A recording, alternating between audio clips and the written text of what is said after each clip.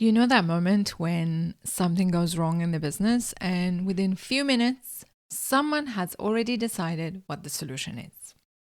Sales are down, we need more leads. The service team is stretched, we need another person. Customers are taking longer to decide, we should probably discount.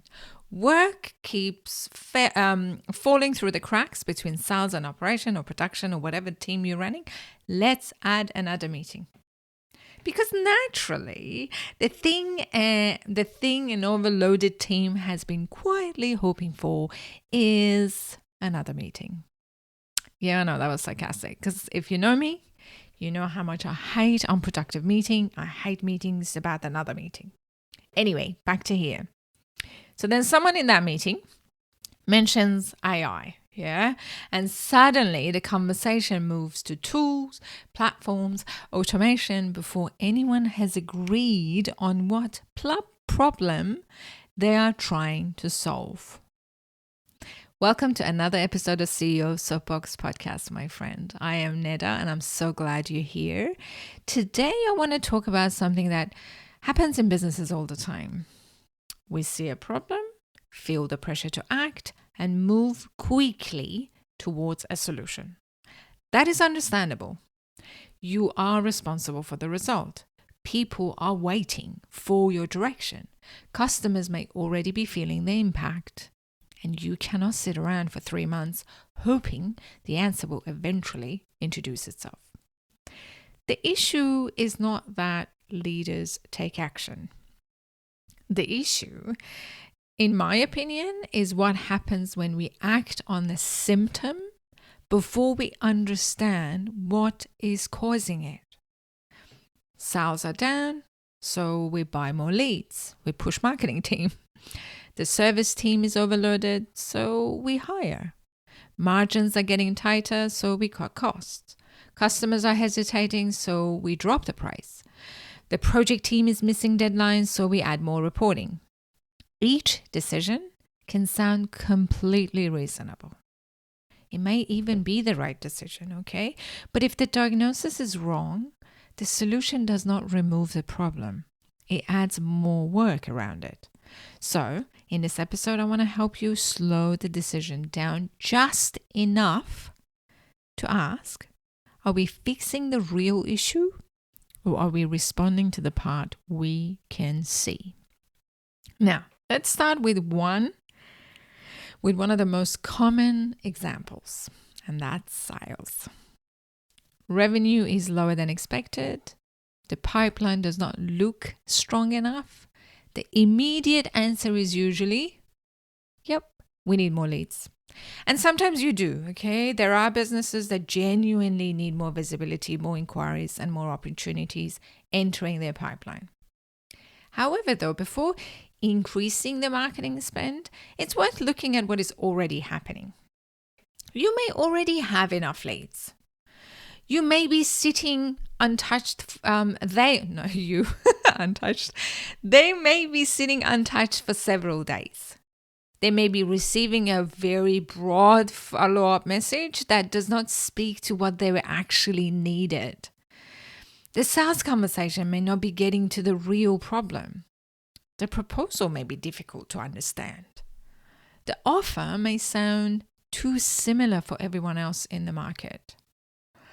Or the business may be attracting people who were never a strong fit in the first place. If that is the case, more leads, my friend, will not fix the sales problem. I can see you nodding. I can hear you nodding. They will simply give the sales team more people to follow up badly. The lead number goes up, the sales team becomes busier. Revenue, though, stay much the same. And everyone starts wondering whether marketing needs another campaign or we need to sack the marketing agency altogether and go to another one. The same pattern appears when the project team is overloaded or overwhelmed. If you have a project team or if you are in a project team or you in an industry, deadlines are slipping, project managers are under pressure, customers are asking for updates. The first answer is often, we either need another project manager or we need another technician or another team member. And okay, maybe you do. But it's also, what I'm saying is, it's also worth checking what is taking up the team's time. Are they chasing approvals? Are they waiting for information from sales? Are they correcting work because the handover was incomplete? That's eye twitch. Are they attending meetings where problems are discussed, which happens, but no one makes a decision needed to move the project forward? Another project manager might create a genuine capacity. Another technician, another team member might create genuine capacity. They may also join a business and spend the first month discovering why everyone else looks tired. The symptom tells you where the pressure has become visible, but it does not always tell you where the pressure began, okay? And this is where good leaders can still get caught. Not because they're careless, okay? Usually it's because they feel responsible for fixing the problem quickly. Because, hey, you're a CEO, you're a leader. I get it. The pressure. When something is going wrong in your business, doing nothing feels irresponsible. You can see the number moving in the wrong direction. The leadership team wants an answer. The service manager needs support. The customer wants the issue resolved. So you make a decision. You approve a campaign, approve the hiring another person, buy the system, add another meeting, change the structure. Now, there is a plan, okay? All of these are planned. Everyone has something to do. And for a moment, it feels as though the problem is under control. Action gives us relief. Diagnosis does not give us relief. Diagnosis may require you to say, we don't know yet. Let's take a proper look. And this is not always an easy thing to say when people expect you to have the answer straight away. That's very tricky, my friend. It can also reveal that the problem does not sit neatly inside one department that you thought maybe. You may begin by thinking you have a marketing problem. The agency is not good, or the campaigns are not good. Then you look more closely, because remember, we're doing diagnosis, okay? Then you look more closely. Marketing is generating decent inquiries. Then you see sales follow-up is inconsistent. The service manager is already at capacity, and people across the business are explaining the offer differently. Now, the issue involves marketing, sales, service capacity, and the offer itself that we sold. That is more complicated than simply increasing the marketing budget or changing your marketing agency or just add another campaign. But it's also far more useful. A poor diagnosis does not only waste the original spend, it creates more work. If the operation team is struggling to find accurate information, the business may buy another platform. And then 6 months later, the information is still difficult to find. This actually happens in big businesses as well. Some people use a new system, others still use the old one, and somebody has created a spreadsheet to keep track of both. I know we all been there, right? The business now has another system, another subscription, and several new passwords. And the original problem is still there. Meetings can do the same thing. Sales, project, operation on another line. So the business introduces a weekly alignment meeting. We turn up. Hopefully they do. Sales provides an update. The project team explains what's delayed. Operation raises an issue nobody told them about. Everyone agrees communication needs to improve. Then they leave without making a decisions needed to approve it. So the team are still misaligned, right? They're simply discussing it more regularly now. Senior hire is another one. Senior hires can also become a symptoms fix. The founder, the CEO, you own a business, you're overloaded, it's growing. So the best decision is to experience, let's say, ops manager. That may be exactly what you need. But if the founder, if the CEO, if the owner keeps every meaningful decision, the new manager cannot really manage.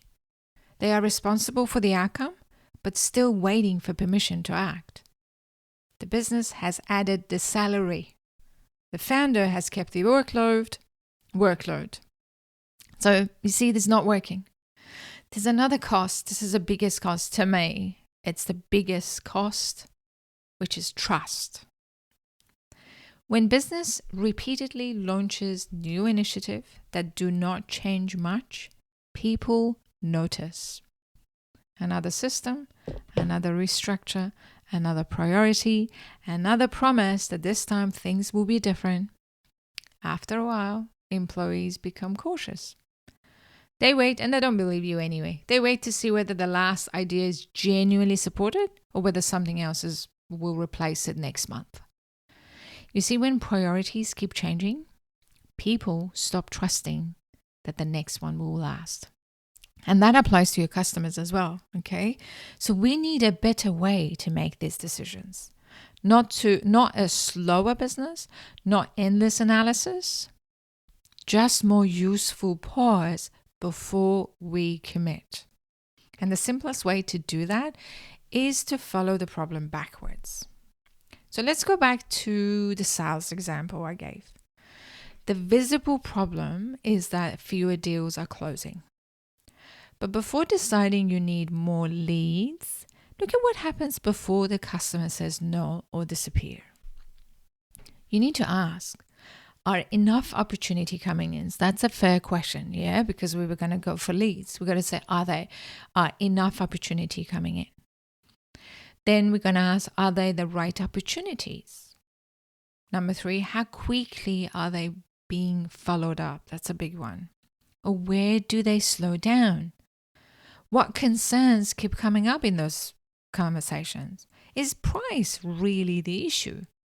Because sometimes salespeople tell you everybody lies, and sometimes sales tells you the price was too much. But there's more to it. Was it really the issue? Is the proposal making the decision easier for them? You see, the customer may be unclear about the value you're providing. They may be worried about the risk. They may not understand why your business is the right choice. They may be receiving plenty of information without getting any closer to making a decision. That's painful, I know. You may discover that lead volume is the problem. You may find the issue is qualifying them or the qualification of these leads. You may find it in the sales conversations or the proposal gets sent out. You may also find the problem later when sales hands the customer over to the service or the project team or the production team. Perhaps sales is promising a start date that the service team cannot genuinely meet. Perhaps the project team receives incomplete information. Maybe the scope discussed with the customer does not match what the project team has been given. Sales are down tells you the result, but it does not tell you what needs to change. The same applies when someone says the project team needs to be more accountable. And I've got sometimes a CEO tell me this. But before turning that into a performance conversation, look at the specific situation. What was meant to happen? Who owned it? Did they know they owned it? Because there's a lot of assumption happens in businesses. Did they have the authority to make the decision? Was the deadline clear? Did they have the information they needed? Sometimes you will find a genuine performance issue. Don't get me wrong, we're dealing with people. Someone has not followed through, and that needs to be dealt with directly. I get it. You got to do that. And I really, really, really hope that you're direct enough and you discuss it as soon as possible. However, at other times, you will find the project team working inside a system where responsibility is unclear. Information arrives late and every important decision needs several approvals. Telling people to be more accountable will not fix unclear ownership or unclear responsibilities. The business first needs to decide who owns what and what they are allowed to decide. So you see, following the problem backwards is not about finding someone to blame. We do not want to do that. It's about understanding where the issue begins so you can respond in the right place. And this matters in strong businesses too. A growing business can carry this problem for quite a long time because the results still looks good. Revenue is growing, customers are coming in, the service team keeps finding a way, the project team meets the deadline, the founder steps in when something becomes stuck. From the outside, everything looks healthy. Inside, every result is taking more effort than it should. Margins are getting tighter. Senior people are being pulled into basic operational issues. Customer support is answering the same complaints. The production team is waiting for information or material that should have arrived earlier. Nothing is completely broken. The business is simply becoming harder to run. That is often when leaders reach for a larger solution. We restructure. A new leadership team, a new executive, a bigger team, a new operating system.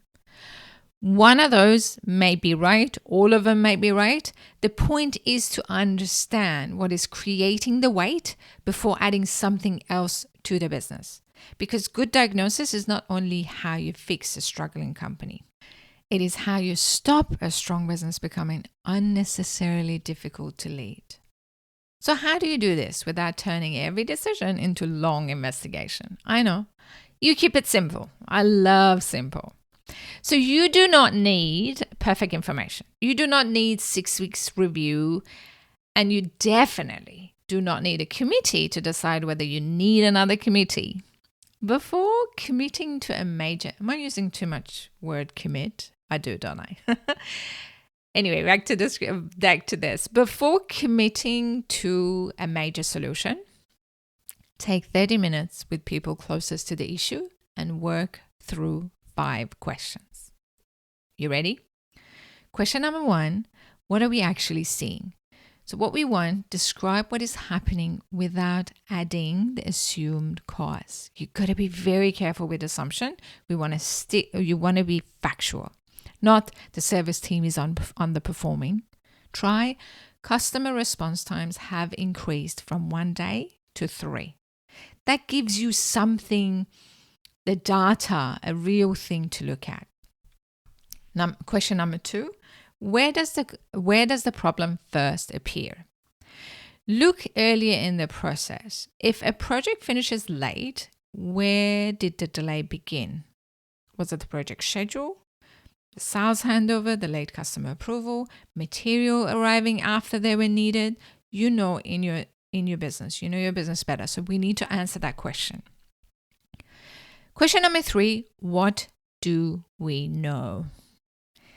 Look at the information you already have. This is what I mean. Separate facts from opinion. This is very, very close. People say, I think or I believe. Please separate the facts from opinions. It's fine to have a view. Just make sure everyone knows what is proven and what is still an assumption. This is very important. Now, question number 4, what else could be contributing to it? What I mean by that is give yourself at least one another reasonable explanation. This is where you probably have to put your lawyer's hat on, but it's really good in business. If the service team feels overloaded, it may be a headcount issue. It may also be a poor scheduling, incomplete information, or repeat visits, or slow approvals. Always give yourself another reasonable explanation. Last questions. What is the smallest test we can run? So you see, before hiring another service technicians, another GM, another executive, another ops manager, project manager, review 2 weeks of service jobs. Look at how much time is spent waiting for information, traveling back to correct preventable mistakes, chasing customers or internal approvals, dealing with work that should have been resolved elsewhere. You may still decide to hire, but now you know whether you're adding real capacity or just adding another person to the same problem. Before rebuilding a website, speak to recent prospect and look at who's actually visiting it. A new website will not fix the wrong audience. An unclear offer or slow sales follow-up, it does not do that. It may still need a rebuild, okay? Don't get me wrong. At least you'll know what you expect the rebuild to improve. Before launching another campaign, review the opportunity you have already lost. Look at lead quality, response time, customer concerns, potential customer concerns, pricing, and where people appear to lose confidence. Then check whether the service or project team can handle more work if the campaign succeeds. There's not much value in generating more demand if the business cannot support it properly. It's very dangerous. Small tests give you better information before you make a bigger commitment. And there is one final question I would add whether someone is very attached to a particular answer. So if this solution were not available, how would we describe the problem? You see, if hiring were not an opinion, if we don't think we need to hire, what would we look at? If discounting were not an opinion, if we didn't feel like or we didn't think we need to discount, why else might the customer be hesitating? If the new system did not exist, because we have an opinion that we probably need another system, which process would still need to be fixed? You see, removing the preferred answer for a moment helps you see the issue more clearly. And then you can make the decision and move, which brings me to what I want you to do with this episode. So, I want you to choose one issue in the business where a solution is already being discussed. It may be more leads, another hire, new platform, lower price, another meeting, or restructure. Do not reject the solution. I'm not saying that, okay? It may be the right answer. Just take it out of discussion for 30 minutes. Bring in the people closest to what is happening. Describe the issue in plain language. Follow it backwards. Look at what you know. Challenge what you're assuming. Assumption in business, my friend, is very dangerous. Then choose one small test. You're trying to answer one question. Are we confident this solution is addressing the real problem? If the answer is yes, go ahead, my friend, move forward.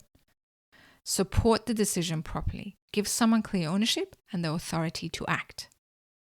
However, though, if the answer is no, spend a little more time understanding the issue before committing more money and management attention. 30 minutes of clear thinking may save months of work on something that was never going to fix a problem. And if this episode has made you look differently at an issue in your business, come and connect with me on LinkedIn. You will find me under Neda Farzad, and yes, I'm going to spell it Neda Farzad. This is where I share new business insight, practical resource, free tools, and invitation to upcoming events. And if you're dealing with a decision that's becoming difficult to untangle, send me a message. Tell me what's happening. Tell me where you're stuck. Or tell me what solution your team is considering and what is making you unsure. Trust me, I read every single one of my messages and I respond. When you connect, mention the CEO Soapbox Podcast so I know where you found me. That way you will also see the new resources, events, practical tools I share as they become available. Most businesses, my friend, are not short on action. The real value comes from knowing where that action needs to go. So pause, follow the problem backwards, check the diagnosis, then act. Thank you for being here with me. Wishing you an amazing week ahead. Until next time, stay curious and stay kind, especially to yourself. Bye for now.